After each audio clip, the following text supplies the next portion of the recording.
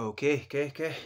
I received no response to my response on their response in line with their invite to be a guest speaker in NLCD3 event with the theme Unity in Diversity. That being said, let this be my answer to the invite.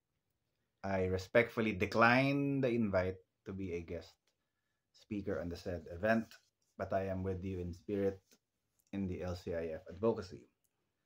I have removed myself on the low carb spotlight this year as I chose to responsibly enjoy more of life now with my wife and other loved ones.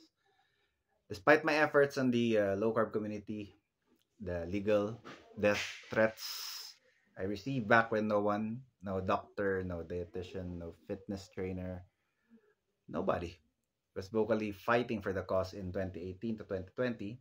The non-recognition, the betrayals from those who used me and my Facebook group, the millions I have lost for the advocacy.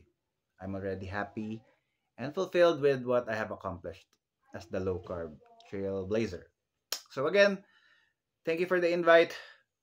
Advocacy wise, I wish to eventually see an obese free Philippines, but personally, I choose to move forward with my LCIF activities alone.